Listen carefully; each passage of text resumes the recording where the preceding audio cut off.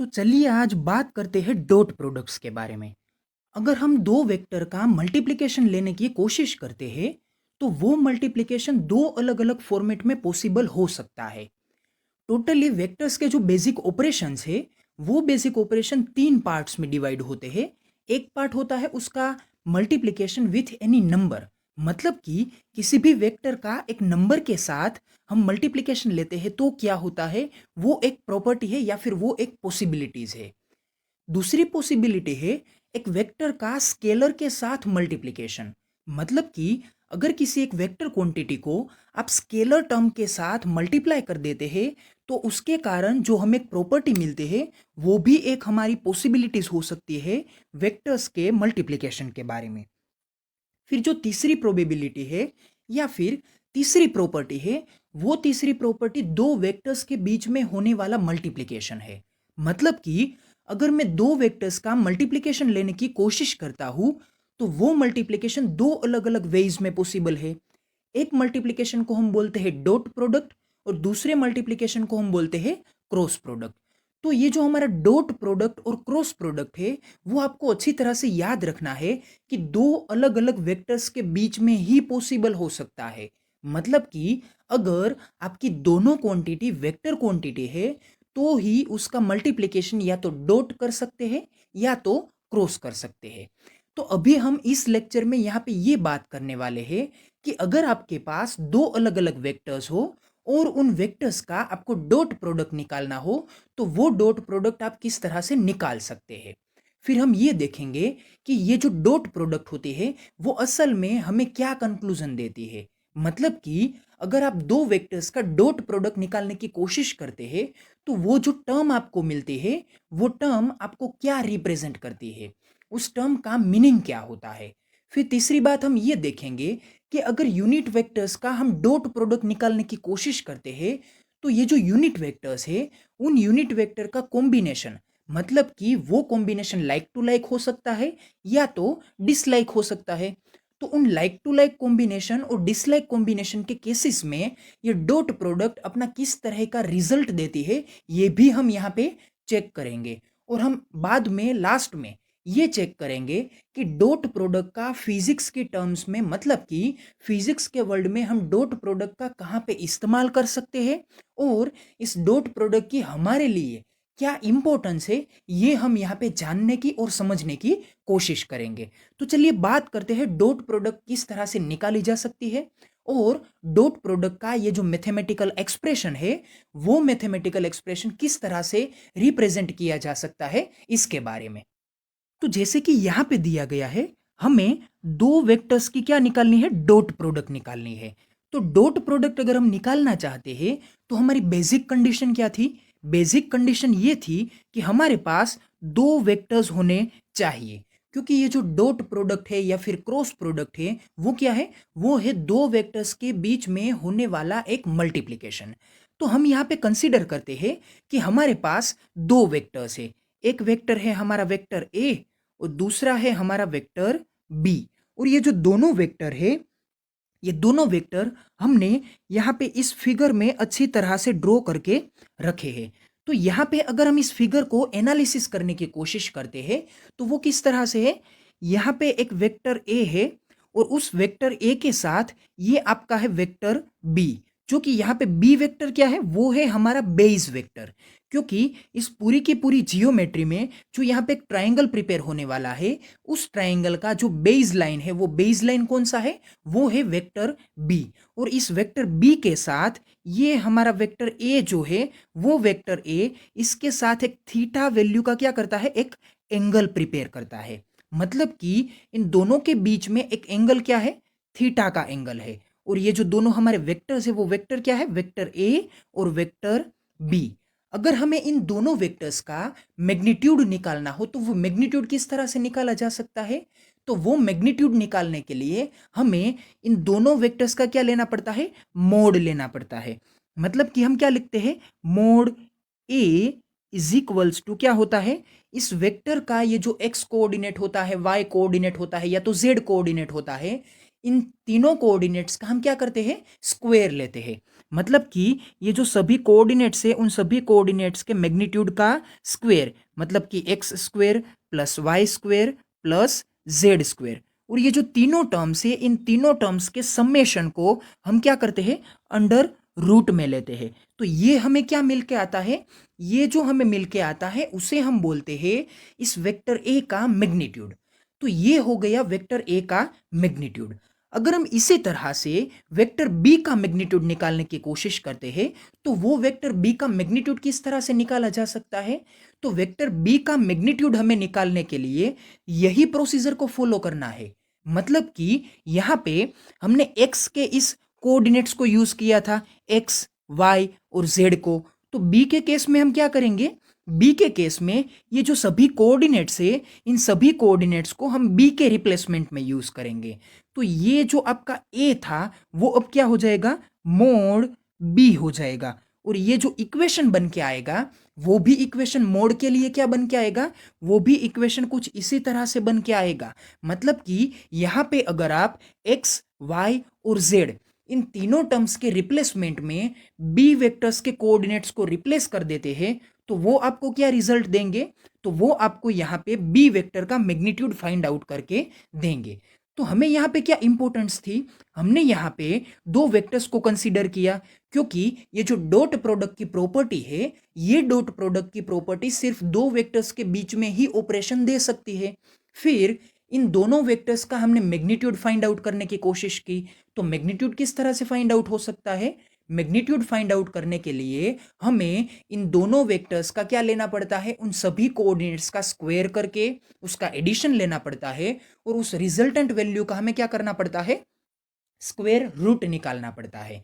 तो इस तरह से हमें क्या मिल जाता है, मोड ए और मोड बी, जो कि वेक्टर ए और वेक्टर बी का क्या है, मैग्नीट्यूड है। ओके, तो अब हमें इस जियोमेट्री को पूरी की पूरी तरह से पहले एनालिसिस करना है, क्योंकि एनालिसिस करने के बाद ही हमें यह पता चल पाएगा कि असल में डॉट प्रोडक्ट होता क्या है।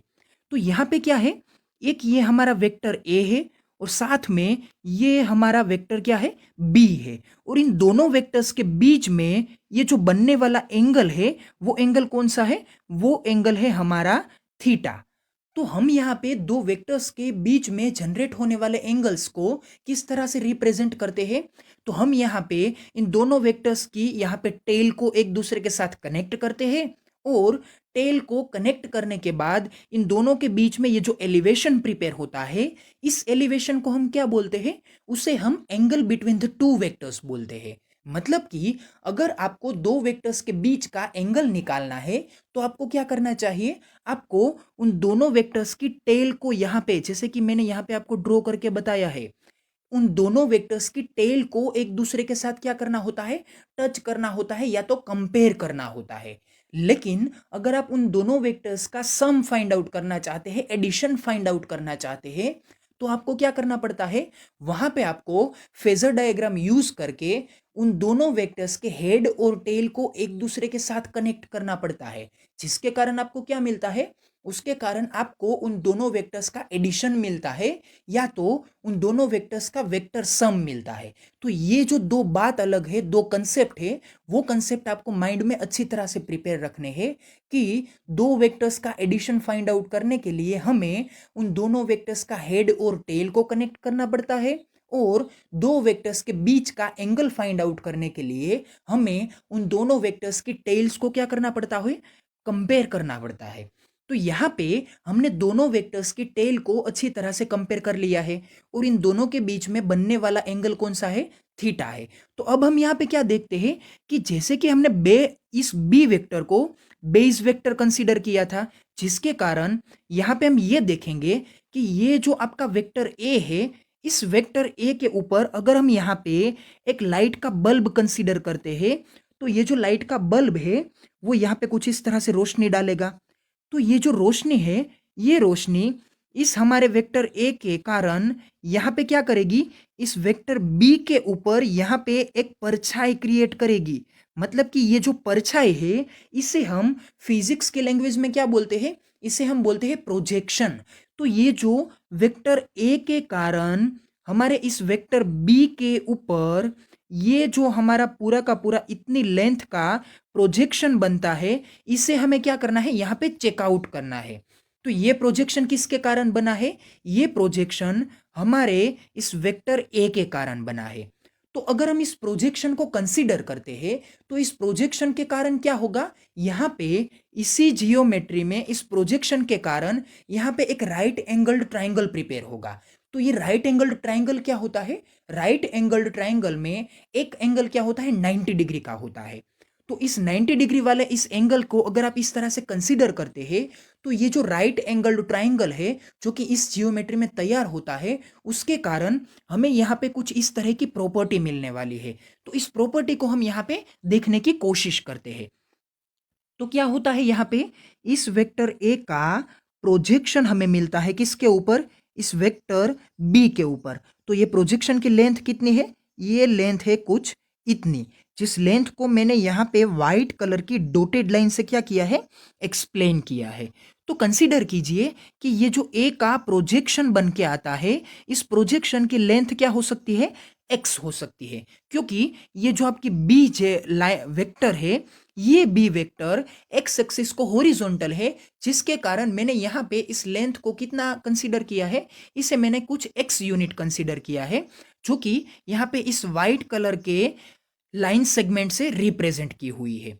और यहाँ पे आप ये भी देख सकते हैं कि ये जो आपका प्रोजेक्शन है, ये प्रोजेक्शन कितना लॉन्ग हो सकता है। तो इसकी लेंथ इस वेक्टर ए का ये जो एरो है, इस एरो को अगर आप यहाँ से परपेंडिकुलरली यहाँ पे ड्रॉ करते हैं तो ये जो ड्रॉ बन के आएगा, यहाँ पे ये जो इंटरसेक्ट होगा, इस इंटरसेक्ट तक और यहाँ से शुरू होकर, मतलब कि इतनी लेंथ इस वेक्टर ए के प्रोजेक्शन की हो सकती है। तो यहाँ पे क्या होगा, ये जो ग्रीन कलर का है, ये यहाँ पे क्या बनेगा, ये एक परपेंडिकुलर तैयार होगा, जो कि वेक्टर ए की हेड से तैयार होके यहाँ पे हमारे वेक्टर बी का, मतलब कि इस बेस लाइन के ऊपर क्या होगा, इंटरसेक्ट होगा। तो जैसे कि मैंने बोला था, यहाँ पे एक राइट एंगल्ड ट्राइंगल प्रिपेयर होने वाला है। तो राइट एंगल ट्राइंगल कौन सा है?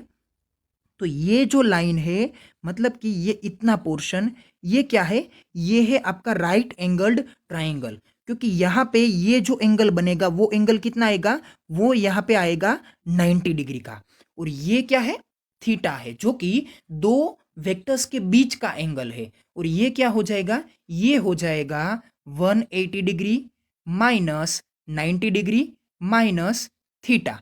तो ये जो आंसर बन के आएगा रिजल्ट में, वो क्या होगा, वो होगा हमारा ये एंगल, जो कि यहाँ पे हेड और परपेंडिकुलर के बीच में बनने वाला है। तो ये कुछ इस तरह से हमें क्या प्रिपेयर करके देता है, एक राइट एंगल्ड ट्राइंगल प्रिपेयर करके देता है। तो हम यहाँ पे क्या करते हैं, हम इस राइट एंगल्ड ट्राइंगल का यूज करके ये देखते हैं कि इसका ट्राइगोनोमेट्रिकल फंक्शन के साथ क्या रिलेशन हो सकता है। तो कंसीडर कीजिए कि इस थीटा के अकॉर्डेंस में हमें कोस ऑफ थीटा फाइंड आउट करना है। तो कोस ऑफ थीटा क्या होता है, कोस ऑफ थीटा, इसका इक्वेशन क्या बनता है, इसका इक्वेशन बनता है एडजेसेंट साइड अपॉन हाइपोटेनस। तो एडजेसेंट साइड कौन सी है, एडजेसेंट साइड मतलब कि ये जो एंगल बनाने वाला ये टर्म है, यहाँ पे ये साइड जो है वो क्या बनेगी, एडजेसेंट साइड बनेगी। और ये हमारा हाइपोटेनस क्या बनेगा, ये बनेगा हमारा वेक्टर ए का जो मैग्नीट्यूड आएगा, जो उसकी लेंथ बन के आएगी, वो क्या बनेगा, वो बनेगा हमारा हाइपोटेनस। तो यहाँ पे क्या है हमारे पास, cos of theta is equals to adjacent side upon hypotenuse. तो हाइपोटेनस क्या है यहाँ पे, ये है मोड ए, मतलब वेक्टर ए का मैग्नीट्यूड। और ये जो हमारा एक्स है, मतलब कि बेस लाइन का ये जो प्रोजेक्शन लेंथ है, वो प्रोजेक्शन लेंथ क्या बनेगा, वो बनेगी हमारे लिए एडजेसेंट साइड। तो इस इक्वेशन में कोस ऑफ थीटा में अगर आप इन सभी वैल्यूज को रिप्लेस करने की कोशिश करते हैं तो क्या बन के आएगा, ये बन के आएगी हमारी एडजेसेंट साइड। तो एडजेसेंट साइड क्या है, एक्स है, मतलब कि cos of theta is equals to X upon, यहां पे क्या बन के आएगा, ये है हमारा हाइपोटेनस। लेकिन हाइपोटेनस का हमें यहाँ पे क्या लिखना होता है, उसका लेंथ लिखना होता है। तो लेंथ क्या बनेगी, इस वेक्टर का मैग्नीट्यूड। तो वो मैग्नीट्यूड किस तरह से निकाला जा सकता है? तो मैग्नीट्यूड निकालने के लिए हमने बोला था under root X square plus Y square plus Z square. तो वो क्या बन के आएगा? वो बन के आएगा इस वेक्टर ए का मैग्नीट्यूड। तो यहाँ पे क्या होगा? एक्स अपॉन मोड ए, जो कि इस पूरे के पूरे फिगर में से तैयार होने वाले हमारे राइट एंगल्ड ट्राइंगल का क्या है? कोस ऑफ थीटा का इक्वेशन है। तो कोस ऑफ थीटा क्या बन के आया? एक्स अपॉन मोड ए, जो कि कैलकुलेशन मैंने यहां पे आपको दे रखी है। तो ये क्या है? हमारे कोस ऑफ थीटा की कैलकुलेशन। तो डॉट प्रोडक्ट की डेफिनेशन क्या होती है? डॉट प्रोडक्ट की डेफिनेशन कुछ इस तरह से रिप्रेजेंट होती है। तो डॉट प्रोडक्ट असल में क्या है? अगर आपके पास दो वेक्टर्स है, वेक्टर ए और वेक्टर बी, तो इन दोनों वेक्टर की डॉट प्रोडक्ट ये होती है कि आपको वेक्टर ए और वेक्टर बी की डॉट प्रोडक्ट के इक्वल में क्या लिखना है? मैग्नीट्यूड ऑफ वेक्टर ए और मैग्नीट्यूड ऑफ वेक्टर बी, इन दोनों का क्या है? मल्टीप्लीकेशन। मतलब कि यहां पे मोड ए है, तो मोड ए का मतलब क्या होता है? मैग्नीट्यूड ऑफ वेक्टर ए। तो ये क्या है? मैग्नीट्यूड ऑफ वेक्टर ए। और फिर बाद में मल्टीप्लीकेशन करके हमें क्या लिखना है? Magnitude of vector B. तो ये जो दूसरी टर्म है वो क्या आएगी? Magnitude of vector B. और इन दोनों टर्म्स के साथ मतलब कि मैग्नीट्यूड ऑफ वेक्टर ए और मैग्नीट्यूड ऑफ वेक्टर बी, इन दोनों के साथ आपको क्या करना है? इन दोनों के साथ आपको मल्टीप्लीकेशन लेना है इन दोनों के बीच में बनने वाले एंगल का कोस ऑफ थीटा वैल्यू। मतलब कि इन दोनों के बीच में बनने वाला जो एंगल है वो एंगल का अगर आप कोस वैल्यू लेते हैं तो कोस थीटा आपको क्या देता है? कोस थीटा आपको एडजेसेंट साइड अपॉन हाइपोटेनस देता है। तो इस कोस ऑफ थीटा को आपको क्या करना है? यहां पे मल्टीप्लाई करना है। तो ये क्या बनेगा? Mod A into mod B into cos of theta. तो ये कोस ऑफ थीटा क्या है? उन दोनों वेक्टर के बीच में बनने वाले एंगल का कोस वैल्यू। तो ये यहां पे आपको क्या बना के देगा? ये आपको बना के देगा दो वेक्टर्स का डॉट प्रोडक्ट। तो डॉट प्रोडक्ट फाइंड आउट किस तरह से हो सकता है? दो वेक्टर्स लीजिए, उन दोनों का मैग्नीट्यूड फाइंड आउट कीजिए और इस मैग्नीट्यूड को आप उन दोनों के बीच में बनने वाले एंगल की कोस थीटा वैल्यू के साथ क्या कर दीजिए? मल्टीप्लाई कर दीजिए। तो वो जो रिजल्ट में आपके पास आएगा वो क्या बन के आएगा? वो बन के आएगा दो वेक्टर्स का डॉट प्रोडक्ट। तो यहां पे अगर आपने एक बात को नोटिस किया होगा तो आपको यह समझ में आया होगा कि ये जो हमारा वेक्टर ए का मैग्नीट्यूड है वो क्या हो सकता है। मतलब ये है कि क्या वो स्केलर हो सकता है या वेक्टर हो सकता है। तो जैसे कि हम मैग्नीट्यूड ऑफ वेक्टर्स के कंसेप्ट के बारे में जानते हैं, अगर किसी भी वेक्टर का आप मैग्नीट्यूड निकालने की कोशिश करते हैं तो वो मैग्नीट्यूड क्या बन के आता है? वो मैग्नीट्यूड हमेशा एक स्केलर वैल्यू बन के आता है। मतलब कि वो एक नंबर होगा। तो इसका मतलब ये हो गया कि ये जो हमारी टर्म है, ये जो हमारी टर्म है मोड ए, ये टर्म क्या होगी? ये होगी एक स्केलर टर्म। मतलब कि एस सी में इसे स्केलर लिख देता हूं। और ये जो वेक्टर बी का मैग्नीट्यूड है वो भी कोई वेक्टर ए के मैग्नीट्यूड की प्रोसीजर से कोई अलग नहीं है। मतलब कि वेक्टर बी का ये जो मैग्नीट्यूड निकल के आएगा वो भी एक स्केलर टर्म ही बनने वाली है। तो अगर वेक्टर बी भी एक स्केलर टर्म देता है मैग्नीट्यूड के फॉर्म में तो ये भी क्या बनेगा? एक स्केलर टर्म बनेगा। फिर तीसरी बात आती है कोस ऑफ थीटा के बारे में। तो यहां पे ये जो एंगल है वो एंगल कोई एक डिग्री में होने वाला है या तो रेडियन में होने वाला है। तो इस डिग्री या तो रेडियन वाले एंगल का अगर आप कोस वैल्यू फाइंड आउट करते हैं तो वो जो रिजल्ट में वैल्यू बनने वाली है वो भी एक नंबर ही आने वाला है, वो भी एक स्केलर वैल्यू ही आने वाली है। तो इसके कारण ये जो आपका कोस ऑफ थीटा है वो कोस ऑफ थीटा भी क्या बनेगा? एक स्केलर वैल्यू बनेगी। मतलब कि ये कोस ऑफ थीटा भी क्या है? एक स्केलर वैल्यू है। तो यहां पे कुछ इस तरह से बन के आता है कि वेक्टर ए का मैग्नीट्यूड एक स्केलर वैल्यू है, वेक्टर बी का मैग्नीट्यूड भी एक स्केलर वैल्यू है और कोस ऑफ थीटा का टर्म भी क्या है? वो भी एक स्केलर वैल्यू है। तो अगर तीन स्केलर वैल्यू का आप मल्टीप्लिकेशन लेते हैं तो वो आपको क्या मिलेगा? वो वेक्टर तो मिलने से रहा, तो वो आपको क्या मिलेगा? वो भी आपको एक स्केलर मिलेगा।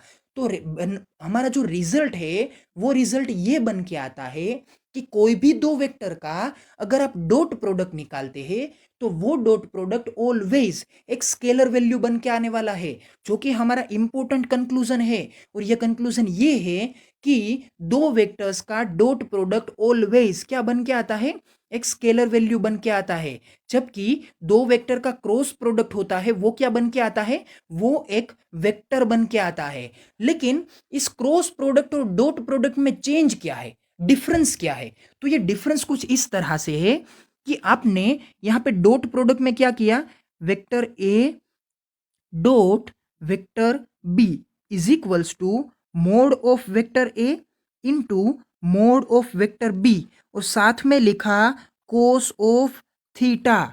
जबकि आप इन्हीं दो वेक्टर्स का क्रॉस प्रोडक्ट निकालने की कोशिश करते हैं, तो आप क्या करते हैं, vector A cross vector B is equals to, यहां पे वेक्टर ए का magnitude as it is, vector B का भी मैग्नीट्यूड एज इट इज, लेकिन जो कि डॉट प्रोडक्ट में आपने यहां पे कोस ऑफ थीटा यूज किया था, आप यहां पे क्या करते हैं, आप यहां पे साइन ऑफ थीटा यूज करते हैं। तो वो यहां पे क्या हो जाता है, वो यहां पे हो जाता है एक क्रॉस प्रोडक्ट का टर्म। तो यहां पे क्रॉस प्रोडक्ट में क्या हुआ कि डॉट प्रोडक्ट में आपने मैग्नीट्यूड के साथ कोस ऑफ थीटा यूज किया, जबकि क्रॉस प्रोडक्ट में आपने मैग्नीट्यूड के साथ साथ क्या यूज किया था, साइन ऑफ थीटा यूज किया था। तो ये जो टर्म बन के आती है, ये क्रॉस प्रोडक्ट फाइंड आउट करने के लिए हमें ये जो रिजल्ट में टर्म मिलती है वो क्या होती है, वो यहां पे एक वेक्टर क्वांटिटी होती है। मतलब कि दो वेक्टर का अगर आप क्रॉस प्रोडक्ट निकालते हैं तो वो आपको रिजल्ट में एक वेक्टर क्वांटिटी देती है। जबकि यहाँ पे डॉट प्रोडक्ट में आप अगर यहाँ पे इन दोनों वेक्टर्स का डॉट प्रोडक्ट निकालते हैं तो वो आपको यहाँ पे क्या देती है, एक स्केलर क्वांटिटी देती है, जो कि हमने अभी अभी यहाँ पे देखा है कि तीन स्केलर टर्म्स का अगर आप मल्टीप्लीकेशन चेकआउट करने की कोशिश करते हैं तो वो मल्टीप्लीकेशन आपको एक स्केलर क्वांटिटी मिलती है। तो ये हो गई हमारी डॉट प्रोडक्ट और क्रॉस प्रोडक्ट की डेफिनेशन की कंपैरिजन, कि डॉट प्रोडक्ट में कोस ऑफ थीटा आता है जबकि क्रॉस प्रोडक्ट में साइन ऑफ थीटा आता है। डॉट प्रोडक्ट का रिजल्ट हमें एक स्केलर वैल्यू मिलती है, जबकि क्रॉस प्रोडक्ट का रिजल्ट हमें एक वेक्टर वैल्यू मिलती है। तो आगे हम इस इक्वेशन को यहाँ पे सिंप्लीफाई करने की कोशिश करते हैं और इसमें कुछ अलग जियोमेट्री का यूज करने की कोशिश करती है, जिसके कारण हमें डॉट प्रोडक्ट का कंसेप्ट पता चलेगा। तो यहां पे क्या होता है, देखिए, ये था हमारा equation, vector A dot vector B is equals to mod A into mod B cos of theta. तो हमें यहां पे क्या करना है, इस इक्वेशन को रीअरेंज करके हमें यहां पे वेक्टर ए और वेक्टर बी के मैग्नीट्यूड के टर्म को रिप्लेस करना है। तो हमने क्या किया, वेक्टर बी के टर्म को आगे ले लिया और वेक्टर ए के टर्म को हमने पीछे धकेल दिया। तो यहां पे क्या होगा, यहां पे होगा magnitude of B into magnitude of A into cos of theta.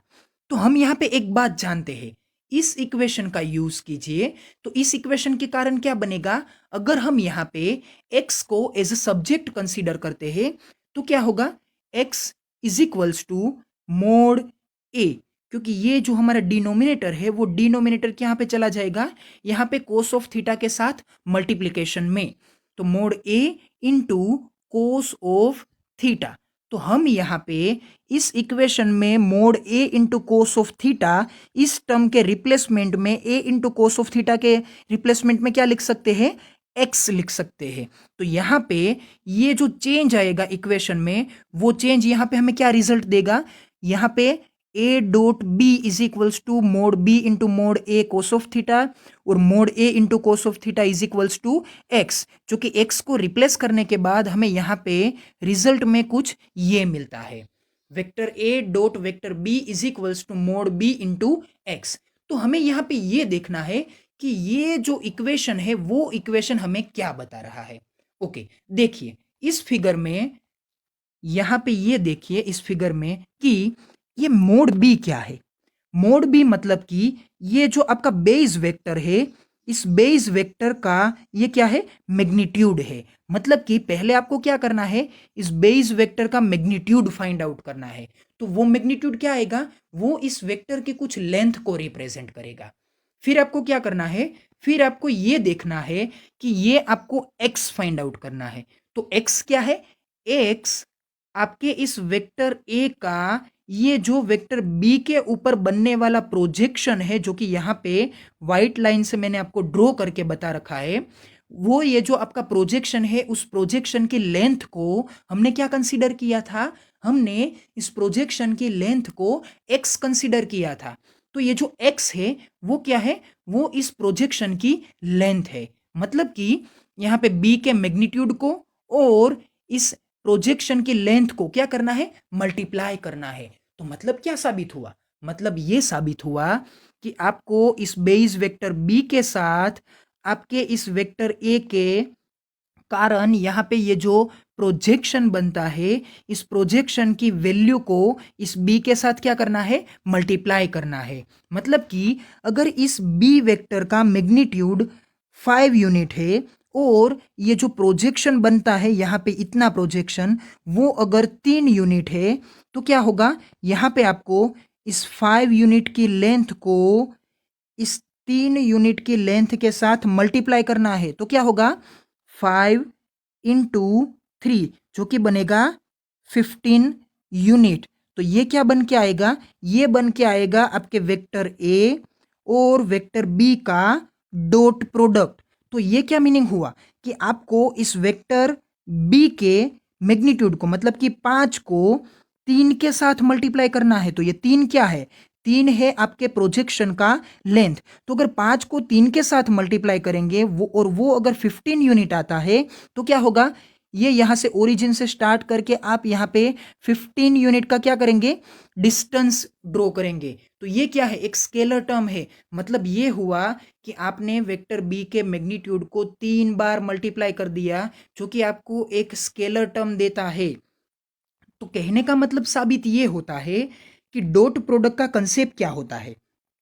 Dot product का कंसेप्ट ये होता है कि अगर आपके पास दो वेक्टर्स है, वेक्टर ए और वेक्टर बी, और वेक्टर ए वेक्टर बी के साथ थीटा एंगल क्रिएट करता है, तो उस वेक्टर बी को अगर आप बेस वेक्टर कंसीडर करते हैं, तो उसके कारण उसके ऊपर यहाँ पे ए वेक्टर की वजह से जो एक प्रोजेक्शन प्रिपेयर होता है, इस प्रोजेक्शन की लेंथ को अगर आप वेक्टर बी के मैग्नीट्यूड के साथ मल्टीप्लाई कर देते हैं, तो वो क्या आएगा? वो यहाँ पे आपको उसकी डॉट प्रोडक्ट बना के देगा। जबकि क्रॉस प्रोडक्ट में क्या होता था? क्रॉस प्रोडक्ट में हम यहाँ पे B into A cos of theta की जगह यहाँ पे क्या यूज करते थे? साइन ऑफ थीटा यूज करते थे। तो अगर यहाँ पे साइन ऑफ थीटा आता है, तो क्या होगा? साइन ऑफ थीटा आने के कारण यहाँ पे ए इंटू साइन ऑफ थीटा क्या होगा? वो यहाँ पे इस टर्म की हाइट रिप्रेजेंट करेगा, जिसे कि हमने क्या बताया था? यहाँ पे हमने इसे बताया था कि ये लेंथ कंसीडर कीजिए कि y यूनिट है। तो अगर इस परपेंडिकुलर की लेंथ y यूनिट हो सकती है, तो यहाँ पे क्या आएगा? इस इक्वेशन में वेक्टर का क्रॉस प्रोडक्ट, मतलब कि यहाँ पे vector A cross vector B, ये बन के आएगा y into mod of B. मतलब कि इस बी बेस वेक्टर का यहाँ पे आएगा मैग्नीट्यूड, और साथ में इस पूरे के पूरे ये जो परपेंडिकुलर है, इस परपेंडिकुलर की लेंथ जो कि कितनी है? y है। तो यहाँ पे क्या मल्टीप्लाई होगा? ये परपेंडिकुलर की लेंथ जो कि ये y है, वो यहाँ पे मोड ऑफ बी के साथ मल्टीप्लाई होगी। तो यहाँ पे क्या कंसेप्ट बनेगा क्रॉस प्रोडक्ट में? कि आपको इस बी के साथ, मतलब कि बेस के साथ इस हाइट को क्या करना है? मल्टीप्लाई करना है। और मल्टीप्लाई करने के कारण आपको जो मिलेगा वो क्या होगा? वो एक एरिया को रिप्रेजेंट करता है। और ये एरिया हमने किस तरह से ड्रॉ किया था? वो एरिया हमने कुछ इस तरह से पैरेललोग्राम ने ड्रॉ किया था। किस तरह से होता है? ये कुछ इस तरह से बनेगा, क्योंकि ये क्या है? दो वेक्टर्स का एडिशन के फॉर्मेट का है। अगर आप इस रेड वेक्टर को यहाँ से रिप्लेस करके यहाँ पे शिफ्ट कर देते हैं, तो क्या होगा? ये जो होगा वो क्या बनेगा? वेक्टर ए बनेगा। और ये क्या है? हमारा वेक्टर बी है। तो ये वेक्टर ए और ये वेक्टर बी, इन दोनों को अगर आप इस तरह से हेड और टेल के फॉर्मेट में लेते हैं, तो ये यहाँ पे क्या होगा? ये येलो का यहाँ पे क्या है? पैरेलल वेक्टर है, जो कि इस वेक्टर बी को ही रिप्रेजेंट करता है। तो यहाँ पे क्या हुआ? इस पूरे के पूरे पैरेललोग्राम का ये जो एरिया है, वो एरिया हमें क्या देता है? वो एरिया हमें इन दोनों वेक्टर की क्रॉस प्रोडक्ट की इक्वल वैल्यू को रिप्रेजेंट करता है। मतलब कि अगर आप यहाँ पे इस पूरे के पूरे इस परपेंडिकुलर के साथ इस बेस को मल्टीप्लाई कर देते हैं तो क्या बनेगा, इस पैरेललोग्राम का एरिया बन के आएगा। तो क्रॉस प्रोडक्ट हमें क्या फाइंड आउट करके देती है, क्रॉस प्रोडक्ट हमें इस पूरे के पूरे पैरेललोग्राम का एरिया रिप्रेजेंट करके देती है। और डॉट प्रोडक्ट हमें क्या देती है, डॉट प्रोडक्ट हमें इस वेक्टर ए के कारण यहाँ पे बनने वाले प्रोजेक्शन को इस बी के साथ मल्टीप्लाई करने के कारण एक लेंथ की वैल्यू देती है, एक स्केलर वैल्यू देती है, जो कि हमारा दो वेक्टर का डॉट प्रोडक्ट बनता है। तो डॉट और क्रॉस का फाइनल इक्वेशन कंपैरेटिवली क्या बनता है, यहां पे देखिए, vector A cross vector B is equals to क्या होता है, mod of B into Y, और vector A dot vector B is equals to क्या होता है, mod of B into X. तो यहां पे क्या हुआ, मोड ऑफ बी तो दोनों में कॉमन आया, जबकि चेंज होता है यहां पे वाई का और यहां पे होता है एक्स का। तो ये जो एक्स है वो एक्स किस तरह से आया है, एक्स यहां पे आया है प्रोजेक्शन की लेंथ के कारण, जो कि बी के ऊपर ही सुपर इंपोज होने वाला है। और ये जो यहाँ पे y आया है वो y क्या है, वो y यहाँ पे b को परपेंडिकुलर है। मतलब कि ये जो आपका y है इस इक्वेशन में, वो हमारे इस पूरे के पूरे बेस वेक्टर के साथ परपेंडिकुलर है, उसके ऊपर सुपर इंपोज नहीं होता है।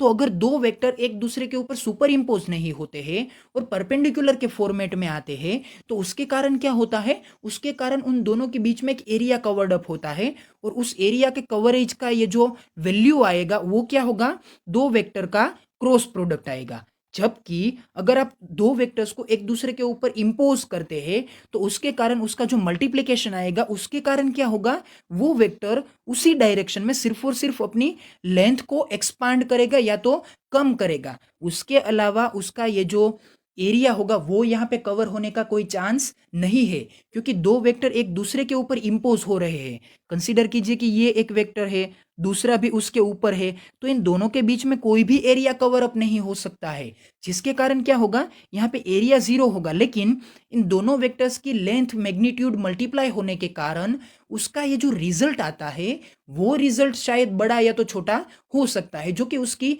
वैल्यूज के ऊपर डिपेंड है, क्योंकि उसकी साइन नेगेटिव पॉजिटिव कुछ भी हो सकती है। तो उसके ऊपर ये सभी टर्म्स डिपेंडेंट है। तो हमने डॉट और क्रॉस के कंपैरिजन में ये देखा कि ये जो आपका क्रॉस प्रोडक्ट है वो एरिया को रिप्रेजेंट करता है, डॉट प्रोडक्ट आपके मैग्नीट्यूड की लेंथ को रिप्रेजेंट करता है, वेक्टर के मैग्नीट्यूड को रिप्रेजेंट करता है। और ये जो डॉट प्रोडक्ट है वो फाइंड आउट करने के लिए आपको एक कोस ऑफ थीटा चाहिए, जबकि क्रॉस प्रोडक्ट को फाइंड आउट करने के लिए आपको क्या चाहिए, साइन ऑफ थीटा चाहिए। ये जो डॉट प्रोडक्ट है वो आपको रिजल्ट में एक स्केलर वैल्यू देती है, जबकि ये जो आपकी क्रॉस प्रोडक्ट है वो आपको रिजल्ट में क्या देती है, एक वेक्टर देती है। और ये वेक्टर आपके उन दोनों वेक्टर्स जिसका आपने क्रॉस प्रोडक्ट फाइंड आउट किया है उन दोनों के एरिया को क्या आएगा, परपेंडिकुलर आएगा। और उस वेक्टर की डायरेक्शन को फाइंड आउट करने के लिए आपको राइट हैंड थंब रूल का यूज करना पड़ता है। तो ये थी डॉट प्रोडक्ट की डेफिनेशन, डॉट प्रोडक्ट का ये कंसेप्ट, और डॉट प्रोडक्ट और क्रॉस प्रोडक्ट इन दोनों के बीच में कंपैरिजन। तो यहां पे हम कंक्लूजन को देख लेते हैं। कंक्लूजन क्या है, this equation is representing the dot product of the two vectors, here the resultant term will be scalar. मतलब कि ये जो आपका इक्वेशन है वो इक्वेशन क्या रिप्रेजेंट करता है, वो रिप्रेजेंट करता है dot product of the two vectors को। और ये क्या बन के आता है रिजल्ट में, ये रिजल्ट में बन के आती है एक स्केलर वैल्यू। तो यहां पे हमें ये याद रखना है कि ये है हमारी डॉट प्रोडक्ट की बेसिक डेफिनेशन, जिसका हमें हर जगह यूज करना है। अगर आपको कुछ ऐसा एग्जाम्पल पूछा जाता है कि ये आपके पास दो वेक्टर्स है और इन दोनों वेक्टर्स का आपको डॉट प्रोडक्ट निकालना है, तो आपको क्या करना चाहिए, आपको पहले इन दोनों वेक्टर्स का मैग्नीट्यूड निकालना चाहिए, और मैग्नीट्यूड निकालने के बाद उन दोनों के बीच का ये जो एंगल है उस एंगल का कोस ऑफ थीटा यहाँ पे मल्टीप्लाई करना है, जिसके कारण आपको यहाँ पे क्या मिलेगा, यहाँ पे आपको उन दोनों वेक्टर्स का डॉट प्रोडक्ट मिलेगा।